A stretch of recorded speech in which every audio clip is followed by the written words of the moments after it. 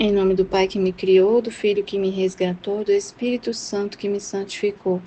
Divina vontade, reina na minha vontade. Ó minha mãe, eu te amo e tu me amas. Dai-me um gole da vontade divina para minha alma. Me abençoa, Mãe, para que todas as minhas ações sejam feitas diante de vossos olhos maternais.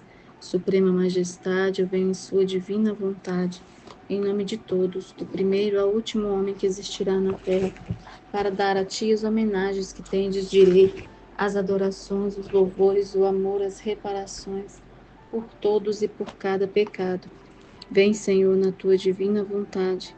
Dou-te a minha vontade humana, por meio do imaculado coração de Maria, que possui todos os dons e os frutos da divina vontade. Vem, divina vontade, nessa ação que estou a fazer e em todas as ações que eu farei durante este dia. Amém, Fiat. Eu não sou nada, Deus é tudo, Pai, eu te amo.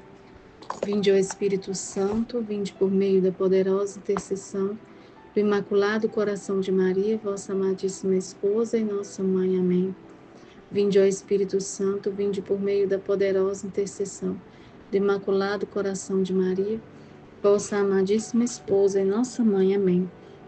Vinde, ó Espírito Santo, vinde por meio da poderosa intercessão do Imaculado Coração de Maria, vossa amadíssima esposa e nossa mãe. Amém. Eu não sou nada, Deus é tudo, Pai, eu te amo. Meditação do Livro do Céu, volume 2, trecho 34, meditação do dia 9 de dezembro. Eu vou ler pelo livro, né, como geralmente eu faço, tem algumas palavras diferentes, mas é só de tradução mesmo, o sentido é o mesmo, né, o texto é o mesmo. Jesus, com seu olhar, prepara Luísa para a comunhão. Purifica, ilumina e santifica. Assim, a cobre das 3 virtudes teologais.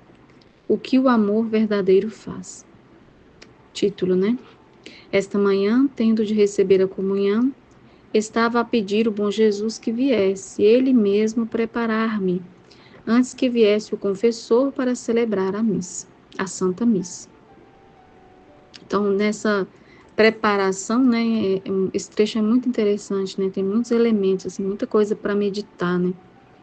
Eu fiquei pensando, né, o que era essa preparação, porque ela foi falar aqui de purificação, foi uma preparação mesmo profunda, né? Mas eu fiquei na mente que ela, assim, era uma exame, né? Tipo assim, exame de confissão, algo assim, né? Já sendo como se fosse uma confissão, né? Mas foi quando eu comecei a ler, eu pensei que fosse isso, né? Aí eu falei, preparação para a comunhão, né? É confissão, né? Porque depois ela fala também de ato de contrição, né? Mas Jesus fez de uma forma tão completa, né? Tão incrível que ele fez na alma dela aqui. É incrível mesmo, né? Então vamos ler. De outra forma, como poderei recebê-la, sendo tão má e estando indisposta? Enquanto fazia isso, meu doce Jesus agradou-se em vir, e no mesmo momento em que o vi, parecia-me que não fazia outra coisa senão lançar-me olhares puríssimos e resplandecentes de luz. Quem pode dizer o que faziam em mim aqueles olhares penetrantes, que não deixavam escapar nem sequer a sombra de um pequeno defeito? Então, imagine, né? A gente consegue imaginar, né? A profundidade desse olhar de Jesus, né? Que continha e o que fazia, né? Porque, assim como a palavra dele é criativa, né?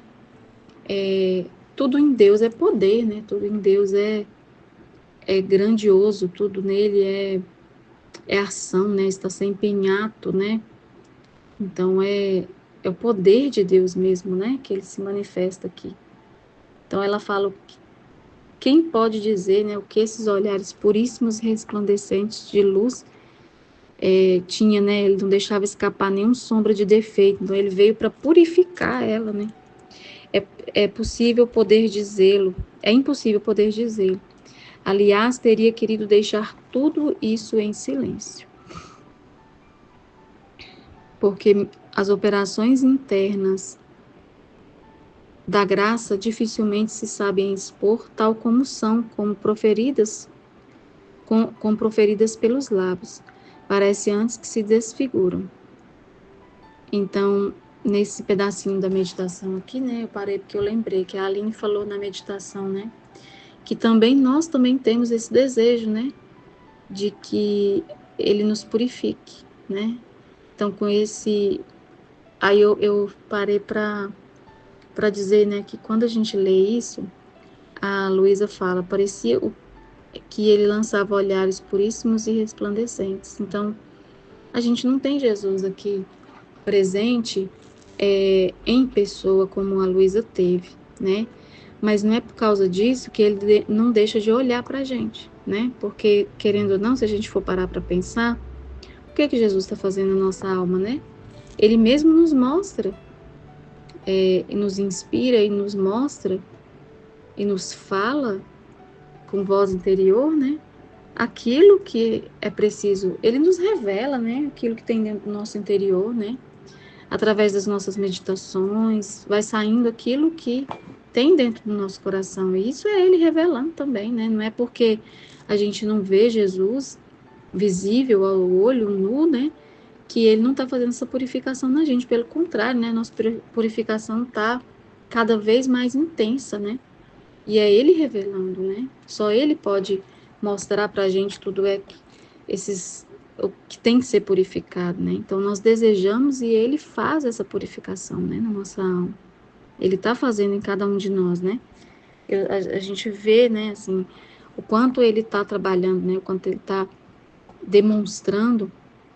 No grupo tem umas reviravoltas de vez em quando, é isso, né? Ele remexendo a terra, revolvendo a terra e colocando para fora, colocando, mostrando aquilo que é preciso purificar. Então é esse olhar dele, né?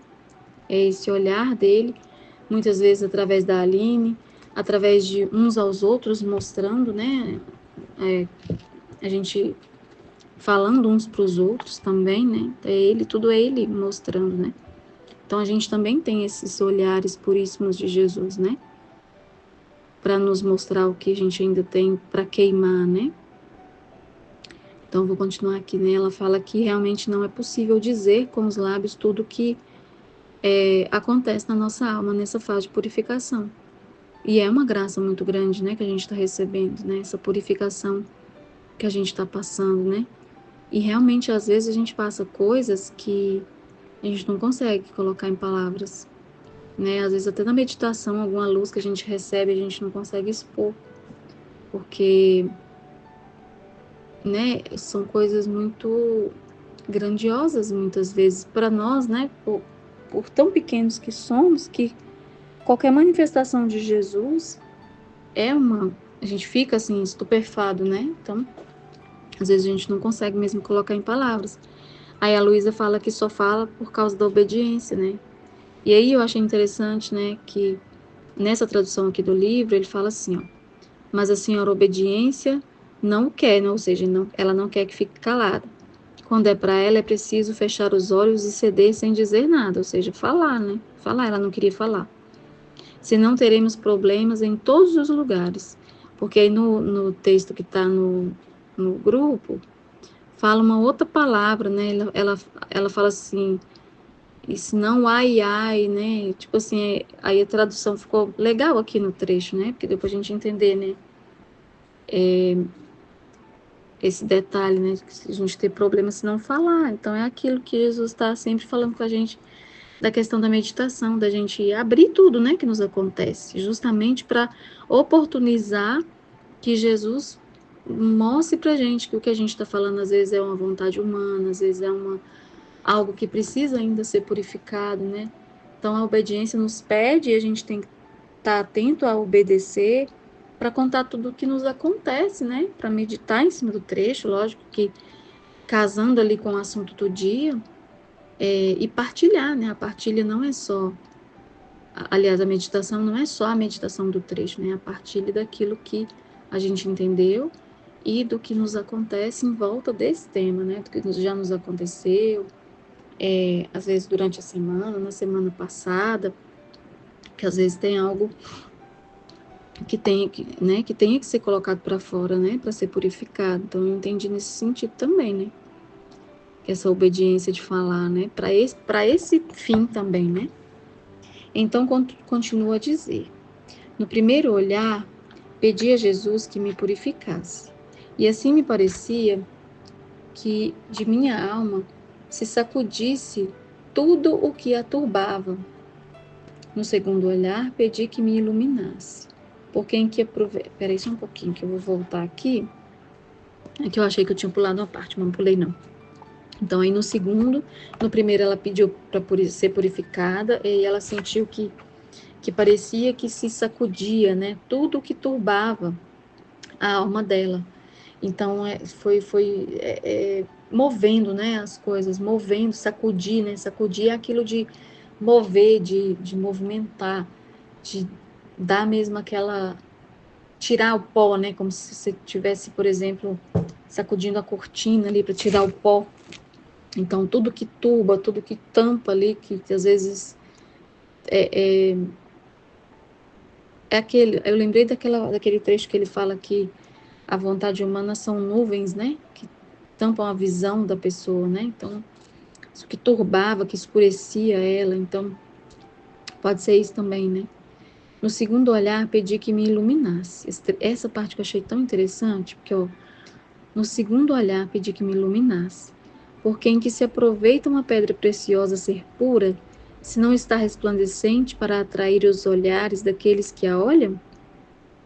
Então ele estava purificando, né? Então ela ia se tornar uma pedra preciosa pura ali, né? Purificada, vem disso, né? De pureza. Então como que ela ia ser só pura e não fosse iluminada para chamar a atenção das outras pessoas, né? Vão olhar para ela sim, mas com olhos indiferentes, porque não tem aquela luminosidade, não chamar a atenção. Tanto mais eu, essa parte que eu achei interessante, que tudo que a Luísa está falando é inspirado por Jesus, né? Ele está colocando para fora, ela está colocando para fora tudo aquilo que ele mostrou para ela. Então ela fala, tanto mais eu, que não só deveria ser olhada, mas identificada com meu doce Jesus, tinha necessidade daquela luz, que não só me tornava a alma resplandecente, mas que me fazia entender a grande ação que estava por realizar. Por isso, não me bastava ser purificada, mas também iluminada. Aqui, né, aquilo da alma da divina vontade, refletir Jesus, né? Não por como que eu posso dizer? Não por, como que é a palavra? Santidade humana, né? Não por vaidade ou para ela ser vista por ela mesma, por uma virtude, é essa palavra, né? Não por virtude, mas porque é decoroso para Deus que o Filho da Divina Vontade seja visto como uma pessoa iluminada, né?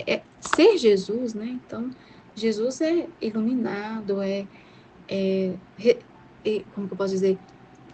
Expande luz, né? Para onde leva, né? Então, eu entendi nesse sentido, né? Mas não por uma visão, repito, né? Não por uma virtude para que ela mesma se veja assim, ou para que as pessoas a vejam e a elogiem, nada, não, por decoro de Deus mesmo, sabe? Por ser decoroso, ele fala isso uma vez, né? Eu achei interessante essa forma dele falar, por ser decoroso para Deus, que o Filho da Divina Vontade, e ela está falando isso, né? Ainda mais eu, que sou filha da Divina Vontade, a primeira que vai ser exemplo para os outros, então é nesse sentido, né? De ser exemplo, de ser vista e se ver mesmo as maravilhas que Deus fez, é nesse sentido que eu estou dizendo, sabe? Então, essa parte que ela fala, eu entendi isso, né? De que, para que as outras pessoas que venham estudar a Divina Vontade vejam, olha, Luísa, como Deus trabalhou na alma da Luísa, como ela ficou iluminada, como ela emana a luz dela, né? Nesse sentido que eu estou dizendo, né? Para que as pessoas vejam o que Deus fez, né? Então, acho que é isso, né? Para que não passe despercebido, fale, nossa, realmente Deus fez maravilhas na alma da Luísa, assim como fez na alma de Nossa Senhora, né? Como, nesse sentido que eu estou dizendo, né? Então eu entendi isso. Por isso que ela fala ainda mais eu, né? Que tem que ser mais iluminada ainda do que as outras. Então Jesus parecia que naquele olhar que me penetrava, como luz do sol penetrava o cristal. Então Jesus naquele olhar parecia que me penetrava, como a luz do sol penetrava o cristal. Depois disso, vendo que Jesus continuava olhando para mim, ele disse, aí o terceiro aqui, né? Amadíssimo Jesus, já que te agradaste primeiro em purificar-me e depois de iluminar-me, agora te dignes a me... Peraí. Agora te dignes a santificar-me, ou seja, o terceiro. Muito mais que devendo receber-te a ti, que és o santo dos santos, não é justo que eu seja tão diversa de ti. Isso aqui é muito interessante, né? Então, é para a gente parar para pensar, né? Por que que é o terceiro fiat da santificação, né? Porque é aquela frase, né? Para completar o trabalho de Deus. Daquela frase, sede santos como vosso Pai é santo. Para termos a mesma natureza de Deus. Para que a gente possa ser morada digna de Deus, né? Para que a gente possa ser morada digna de Deus. Santos como vosso Pai é santo. Não a santidade qualquer, né? Não a santidade para mim. Não uma santidade para ser vista, para ser elogiada. Uma santidade interior. A santidade na divina vontade é para Deus. É para que Ele possa ver em mim a mesma natureza do que Ele é, né? Então, a santidade que não busca o bem próprio, né? É o bem comum que Deus busca. Então, é a mesma natureza do que Deus é. Ser por graça, como Nossa Senhora, né? Ser pela graça de Deus, pelo trabalho de Deus, pela tudo que Ele é. Então, é muito grande, né? Quando a gente fala assim, a gente nem acredita que é isso mesmo, né? Porque é muito grande. É muito grande quando a gente fala, parece que nem é verdade, parece que nem é possível, né? De tão grande que é, de tão maravilhoso que é o que Deus quer para nós, né? Deus quer para nós coisas muito maiores do que a gente possa imaginar, né? Do que a gente realmente poderia querer, né?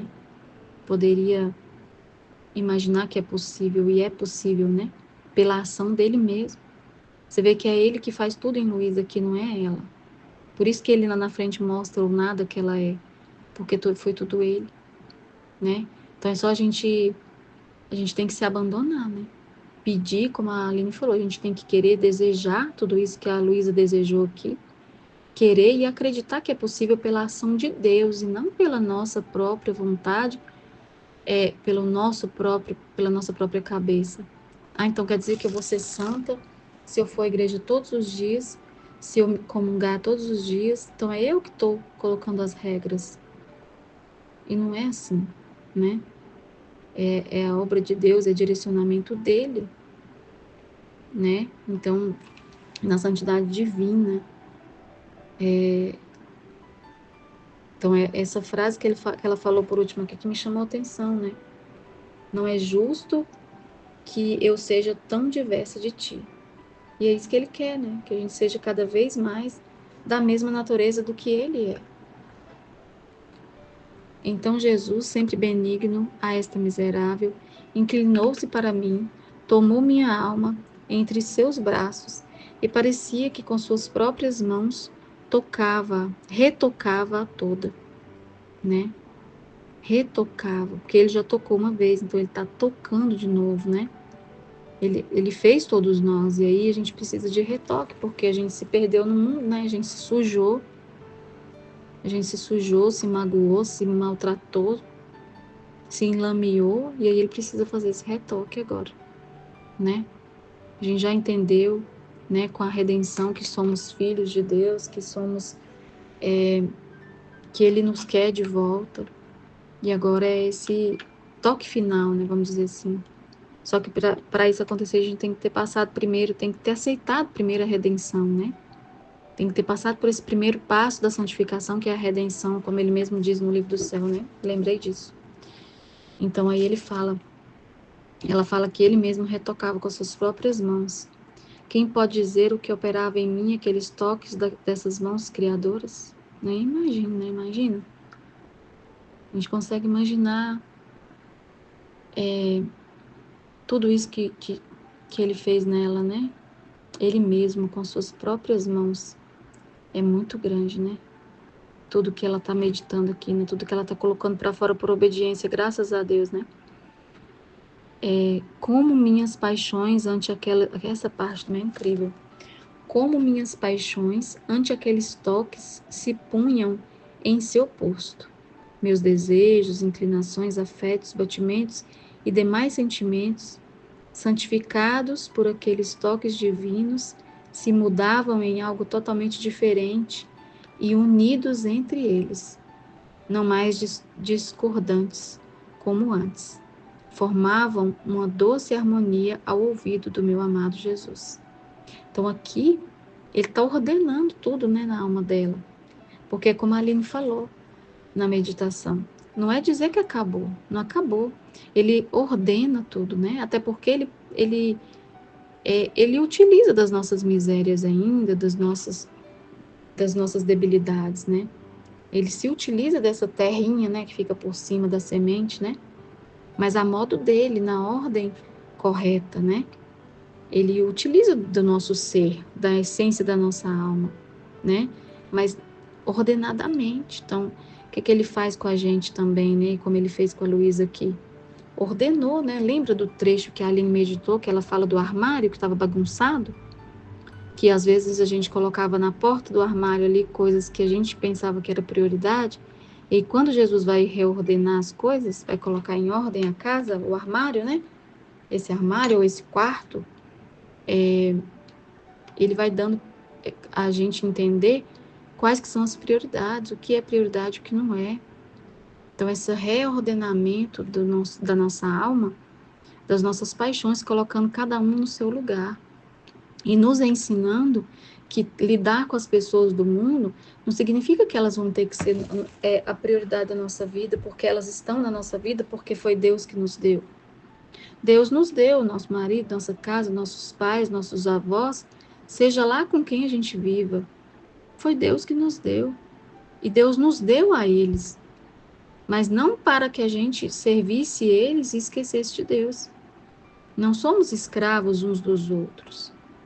Somos irmãos, somos filhos, somos esposas, somos maridos, né? Somos aquilo que Deus designou que a gente ia ser. Só que não somos escravos dessa posição. Temos que, o que eu entendi, né, é que a gente tem que ser aquilo, ficar no posto em que Deus nos colocou, mas de forma harmonizada com os interesses de Deus e não com os meus interesses ou com os interesses das outras pessoas. Porque se eu coloco o meu interesse, a minha paixão, meu desejo, os meus sonhos, ou pior, os interesses de outra pessoa, os sonhos de outra pessoa, acima dos de Deus, eu estou em desordem. Então, por isso que ele fala, quem ama mais a sua mãe, o seu pai, o seu filho, mais do que a mim, não é digno de mim. Não sei se é assim que ele fala, mas eu lembrei disso, me veio dessa forma. Por quê? Porque não me ama mais as outras pessoas. Então, isso é a desordem, né? Por isso que ele fala que colocou cada um no seu posto.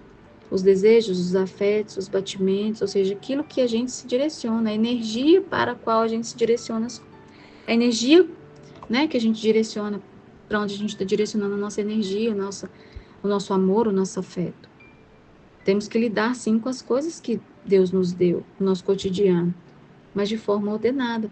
E aí eu estou num momento do ano, vamos dizer assim, que é muito complexo para mim, porque os meus filhos estão de férias, gente, vocês não têm noção. Ai, meu Deus, hoje vamos dizer, entre aspas, foi o primeiro dia de férias, né? No meio de semana. O meu filho ainda não se acostumou, gente, ele tá agarrado em mim igual um carrapato. Para onde eu vou, ele vai. Agora que eu tô meditando, porque eu não tive tempo, cabeça, eu colocava ele na sala e eu vinha meditar, e primeiro eu conseguia ouvir, anotar, aí depois eu consegui reouvir para poder fixar o que tinha sido dito, mas fazer a meditação eu não consegui, porque toda hora que eu vinha, ele vinha atrás de mim conversando. ele começou o dia inteiro na minha cabeça hoje. Amanhã eu vou começar a demonstrar para ele, olha, filho, você tá de férias, mas não precisa ficar com a mamãe o tempo todo. Às vezes chamar algum coleguinha que também tá de férias para brincar com ele um pouco, né? Porque é férias, ele vai ficar entediado em algum momento, né? Porque vai ser mais de 30 dias de férias. Mas tem que ir reordenando as coisas de acordo com o que o fato vai acontecendo. Porque eu não posso ficar as férias inteiras por conta dele, assim, 24 horas. É lógico que eu vou ter que dar mais um pouco de atenção, porque ele tá de férias, né? E, querendo ou não, por ficar um período na escola, ele vai querer um pouco mais de atenção minha, mas não vai ser o tempo todo, não tem como, né? E não só por causa da meditação, mas porque não é ordem, não é essa ordem. Ah, porque o filho está de férias, então tem que ficar pregado no filho o dia inteiro. Não é a ordem, tem as outras coisas, tem as outras coisas para se fazer. Então, tudo na vida tem equilíbrio, até na nossa vida natural, né? Então, na ordem da nossa vida natural tem um equilíbrio. Então, as coisas não podem ser desordenadas em lugar nenhum, né? Então, por isso que ela fala que quando Jesus ordenou, dava uma harmonia ao ouvido do próprio Jesus, porque Deus é ordem, né? Deus é equilíbrio. Nada em Deus é desequilíbrio, é desordem, né? E a gente tem que, por isso que ele estava falando antes para ela, né? Ela falando que ela não tinha a mesma natureza de Deus, né? Então ele vai comunicando aos poucos seus atributos, seu modo de ser, né? Para a gente realmente ao final ser imagem e semelhança de Deus, com todos os seus atributos e tudo mais, né? Aí ela continua. Me parecia que fossem tantos raios de luz que feriam seu coração adorável.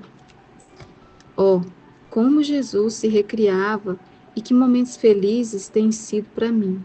Então ela contando como foi maravilhoso, né? Que Jesus ficou muito feliz e se recriava, ou seja, ele descansava, né?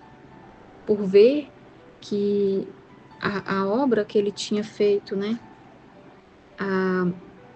Que estava tudo em ordem, né? Como ele tinha planejado, né? Então ele ficou muito feliz. Eu experimentava a paz dos santos. Para mim, era um paraíso de contentamentos e delícias. Então aqui é interessante essa parte, porque por que ela estava em paz? A paz dos santos, isso aqui me chamou a atenção. Porque a gente fala que na divina vontade a gente adquire uma paz que não é humana, assim, que não é... E vem disso, né? Vem de saber que a gente está sendo agradável a Deus.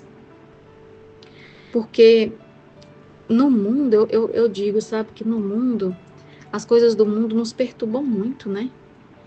As coisas do mundo nos trazem muita perturbação, porque é muita coisa, muito mimimi, muito problema, As pessoas se estressam com pouca coisa e querem que a gente vá nessa mesma onda de viver estressado, preocupado com tudo, com cada detalhe, né?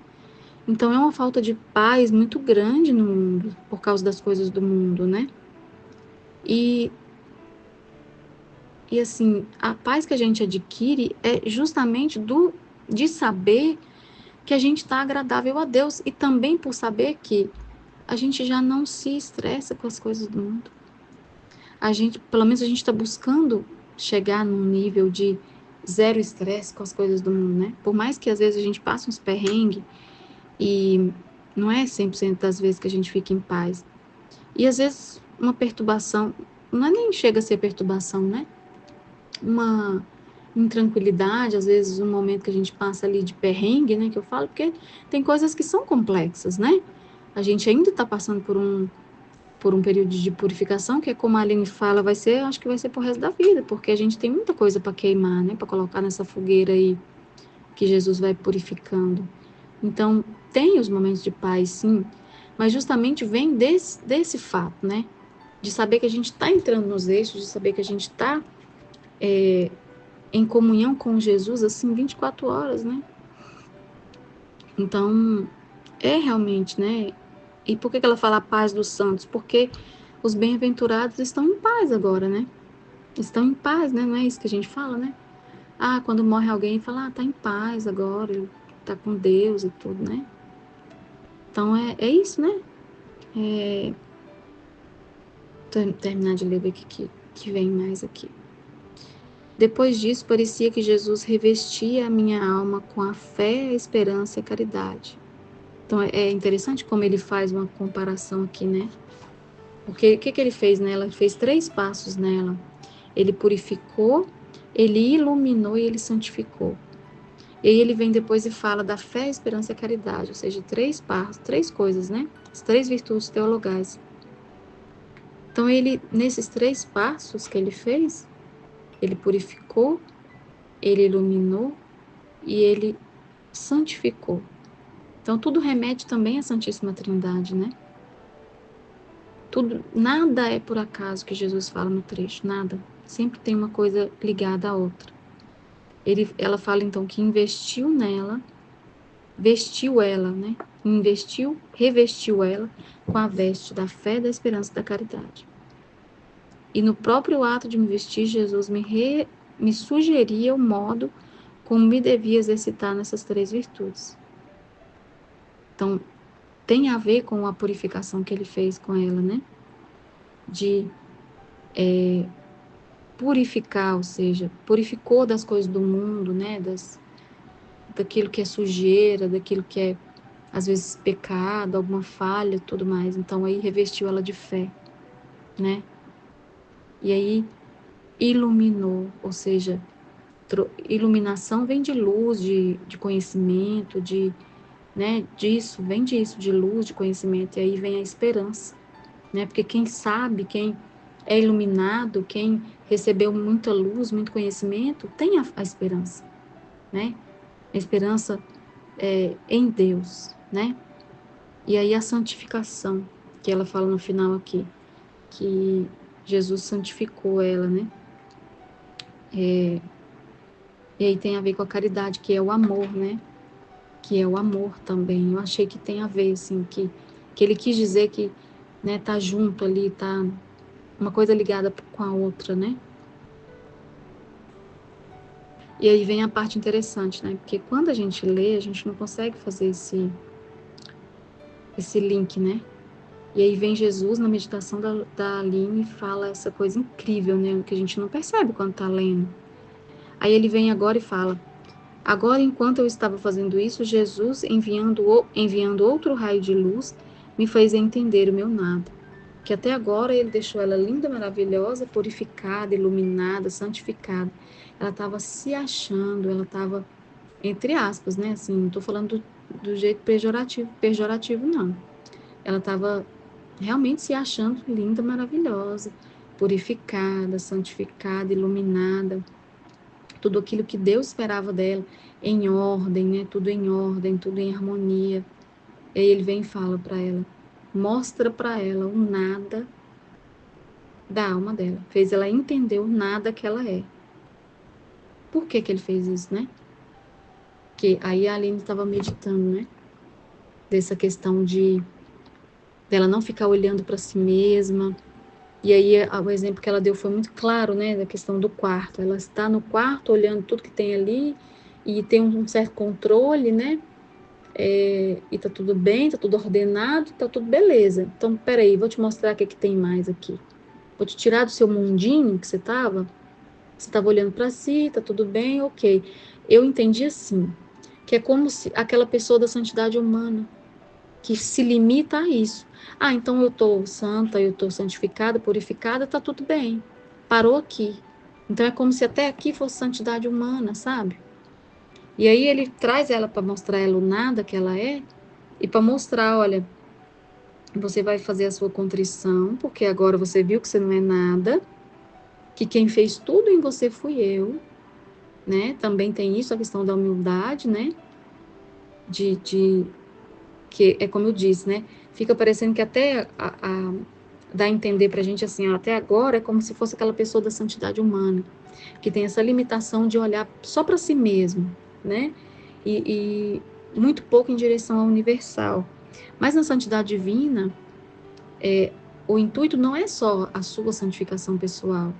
Então, é como se ele estivesse dizendo para ela assim: olha, Luísa, eu te purifiquei, eu te harmonizei, eu te iluminei, mas não é para você isso, não é só para você.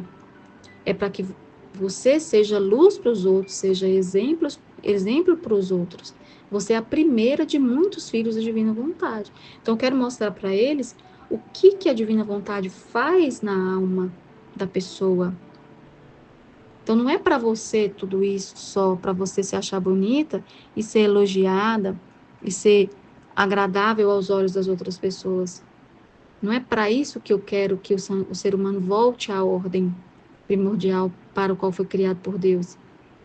É para mim a sua santidade. É para que eu use de você, da forma como você volta à ordem, para reordenar os demais, né? Para o bem universal. Então, tudo que eu te dei não é seu, você é um nada em si mesma. Então, tudo que eu fiz na sua alma é para eu usar. É para eu usar na santificação dos demais, na purificação dos demais e na iluminação, principalmente, dos demais, das demais almas. Então, por isso que ele também, né, mostra para ela o nada que ela é. E para que ela não fique limitada a se olhar, né, se ver. Porque, justamente por isso, porque a missão da divina vontade é universal. O bem que se busca é universal. Por isso que a Aline falou, né, ampliar o olhar dela para, não para ela mesma, mas para Deus. Né? É muito interessante isso. Interessantíssimo. Muito bom a gente refletir sobre isso. Porque a gente lendo, a gente não consegue visualizar, né? Ele a fez se ver linda primeiro, até anotei, toda purificada, e depois fez a ver o que ela é, um nada. E entender que tudo foi Deus quem fez. Tudo Deus que fez. Olha, você não se santificou por você mesmo, então você lembra? Fui eu que fui lá com as minhas próprias mãos. Então essa obra é minha. É para que eu utilize de você, para que eu seja em você para os outros, né? Aí ele vem e fala, aí ela fala, ó, me parecia um grão de areia no meio do vasto mar que é Deus. E este pequeno grão ia perder-se naquele mar imenso, mas se perdia em Deus. Então era para ela deixar de se ver, para ela ver que não, o mundo não gira em torno dela, que o mundo não é só ela, né? Que, olha, você está aí toda deslumbrada com o que eu fiz em sua alma, mas vamos no mundo aqui para você ver. As almas estão precisando disso que eu te dei. Então vamos expandir esse reino, vamos? Depois me transportou para fora de mim mesma, levando-me em seus braços, sugerindo atos de contrição dos meus pecados. Ou seja, depois de mostrar que ela é um nada, aí vamos à contrição dos seus pecados, né? Porque aí eu te purifiquei e agora é o ato de contrição. Por isso que eu lembrei da confissão, né? Como se fosse uma confissão junto com a purificação, o perdão dos pecados, né? Por isso tem o ato de contrição. Não sei se tem a ver. Recordo-me somente que fui um abismo de iniquidade, ou seja, quando ela foi fazer o ato de contrição, ela recordou, né, da feiura, né, dos pecados anteriores. Aí ela fala, Senhor, quanta ingratidão obscuras tive contigo. Aí a Aline até falou, né, até o fato dela ficar se olhando, né, olhando para si mesma, né, e ela pede perdão. Enquanto fazia isso, olhei para Jesus que tinha a coroa de espinhos na cabeça. Aí eu entendi que essa parte da coroa de espinhos era como se fosse a contrição, né? Como se fosse a penitência dela, né? Não que a gente tenha que interpretar na santidade humana e tudo dessa forma, mas eu vi assim, sabe? Como se fosse, naquele momento, a, a penitência dela, né? Porque foi uma questão antes dela comungar, né? Aí ela recebe a coroa de espinhos, ele mesmo crava na cabeça dela a coroa de espinhos, que ela fala que é justo que ela receba, né? E não ele, que é o santo dos santos. Assim ele mesmo cravou em minha cabeça. Então, nesse momento, ele faz ela parar, tipo assim, ver que quem precisa, não é nem isso, é assim, tirar o olhar dela e ver o sofrimento de Jesus pelas almas, né? Porque aí ela vai ver, aí a gente também, né? Tudo isso é em relação a nós também, né? Pra gente, ele fala, né? Pra gente não ficar se olhando, não ficar se vendo. Então a gente não pode nem se avaliar, será que eu estou em qual grau? Será que eu estou seguindo na santidade divina e eu estou em qual grau? Qual morada que eu estou? Qual isso, qual aquilo? Não, né? É olhar que é aquilo que a Aline fala, né? De se preocupar com o sofrimento de Jesus e não com a minha própria purificação, a minha própria santificação. Porque quem precisa de reparação é o coração de Deus. Então, nós também fazemos isso, né? Isso, né? Quando a gente repara o coração de Deus, quando ele comunica para a gente também essa coroa de espinhos através dos estados de ânimo, através dos seus próprios sofrimentos, mostrando para a gente o que ele está sofrendo, que ele está sendo injuriado, que ele está sendo maltratado, né? Enfim, tudo isso, né? Que a gente faz, essas reparações, comunica a dor dele para a gente, né? Os estados de ânimo, né? E tudo mais. E aí vem a parte que ela fala do confessor. Depois, não sei como, de longe vi o confessor. Essa parte tão interessante também, né? Em seguida, pedi a Jesus que fosse preparar o confessor para poder recebê-lo na comunhão. Então, parecia que Jesus ia ao Padre. Depois de um tempo, ele voltou e me disse: Desejo que seja o modo de lidar entre mim e ti e o confessor. E também quero dele que olhe e trate a ti como sendo outro eu, porque sendo vítima como fui eu, não quero diferença alguma, e isto para fazer que tudo seja purificado e que em tudo resplandeça só o meu amor. Essa parte é incrível, né? Porque é aquilo que ele fala, não só em relação aos padres, mas isso aqui para mim é uma parte que realmente é para mim isso aqui, porque é a gente não olhar os defeitos dos nossos padres, dos nossos vigários, dos nossos bispos, do nosso papa, e enxergar só os desígnios de Deus. Enxergar Deus é a gente conseguir enxergar até mesmo o propósito que Deus tem nos erros do padre, né? Tudo está no controle de Deus. E a gente tem que enxergar Deus ali, não só o padre como in persona Christi, né? Que ele é Cristo quando ele está fazendo a missa ali, ele está consagrando a hóstia, ele é Cristo. Mas não só nesse momento, no momento que a gente está se confessando, não tem um trecho que ele fala que o padre vai agir de acordo com a disposição que a gente tem. Então, se a gente já chega julgando o padre, com o pé atrás com o padre, como que Deus vai permitir que ele seja um bom sacerdote? Se a gente mesmo não está indo com boa disposição para com ele, né? Então, a gente tem que ser misericordioso, como Deus é misericordioso. Senão, a gente não está agindo na divina vontade, né? É complexo, né? Como a Aline falou, às vezes a gente fica até sem palavras, né? Para explicar tudo isso aqui, né? Porque é complexo, porque aquela parte que a Aline falou, né? A gente para pensar. O próprio Jesus fala tanto dos sacerdotes no livro do céu, quanto eles ferem o coração de Deus, e ele nos mostra isso, e a gente fica ferido com as coisas que os padres andam fazendo. É muita feiura, é muita loucura, né, humana. Só que a gente tem que desconsiderar isso. É claro que no momento que ele nos mostra, que ele nos mostra um defeito, um vídeo de um padre, uma coisa assim, ele está nos mostrando para a gente reparar o coração dele. Mas não que a gente tem que ficar com essa imagem de que todos os padres são assim, ou de que, por exemplo, eu vou dar o exemplo meu aqui. Na minha paróquia tem um padre que ele é muito complexo, porque ele tem coisas assim que existem na vida pessoal dele, de homossexualidade, de bebida, de umas outras coisas que são graves. Então a gente fica ferido, sabe? Não tem como. Eu vou à missa e eu acho que é isso que Deus quer tirar de mim, né? Também. Estou dando até meu testemunho pessoal aqui. Eu vou à missa, eu ia muito com um coração muito dolorido, sabe? Por todas as coisas que a gente fica sabendo do padre. Mas aos poucos, é até engraçado, porque aos poucos Deus tem falado tanto pela boca dele nas homilias que eu fico impressionada. Então, eu acho que ele está querendo dizer assim, olha, eu posso agir também através dele, né? Porque ele é um ser humano feito por mim, saído das minhas mãos. Então, não significa que ele é uma pessoa imprestável porque ele está no pecado, né? Ele pode se converter a qualquer momento.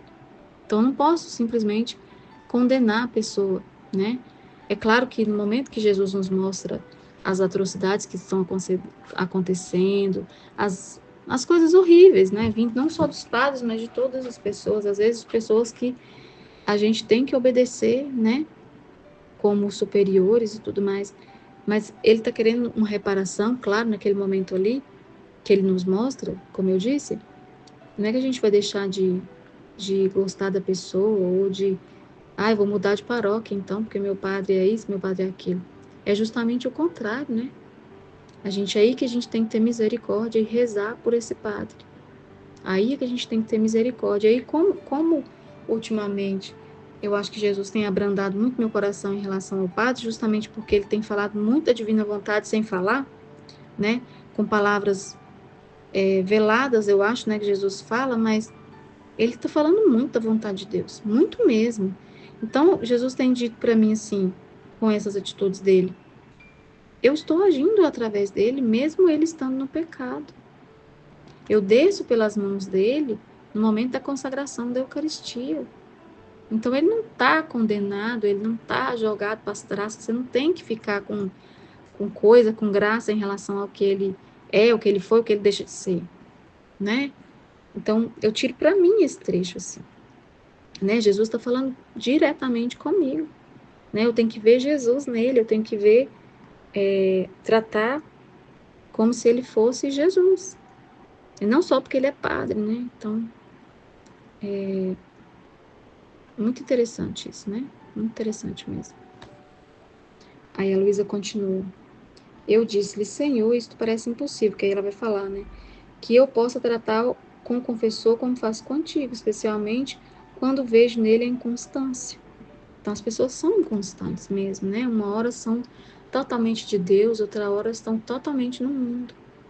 Mas o que Jesus está falando para ela é isso, né? Seja misericordiosa, como eu sou misericordioso. Veja nele a imagem de uma pessoa que saiu das mãos de Deus. Olhe para ele e veja só o propósito de Deus, né? E reze para que ele alcance esse propósito, né? E não tenha diferenças, né? Não tenha oposições, né? E Jesus, no entanto, é assim. A verdadeira virtude, o verdadeiro amor, tudo faz desaparecer. Em nome do amor, né? Do amor às almas, né? Tudo destrói e com a maestria que encanta. Em todo o seu agir não faz resplandecer outra coisa que seja Deus. Então, o que é resplandecer Deus? É resplandecer aquilo que Ele é. E Ele tem misericórdia das almas. Ele é misericordioso. E não faz outra coisa que resplandecer a Deus. E em tudo vê Deus. Então, em tudo vê Deus. É isso que Ele está pedindo para nós, né? Em tudo veja Deus. E aí depois ela fala, né? Ela finaliza o trecho falando que quanto ela teve um estreitamento mais interior ainda com Jesus depois de toda essa purificação que ela passou. Incrível, né? Incrível. E aí eu termino aqui dizendo o seguinte: como a gente, ela está falando de Eucaristia, né? Que ela recebeu a Eucaristia e teve um estreitamento maior a Jesus. E aí a gente pode dizer hoje com toda certeza absoluta, né? Eu acho que todos nós podemos dizer o quanto a gente hoje recebe Jesus de uma maneira muito mais amorosa, muito mais estreita de proximidade, assim. Pelo menos eu sinto o quanto eu comungo de uma forma muito mais intensa, sabe? Antes era uma comunhão assim vazia, fria, né? Fria. Deus não sentia o meu amor por ele quando eu comungava antes. Eu tenho certeza disso, que ele não sentia.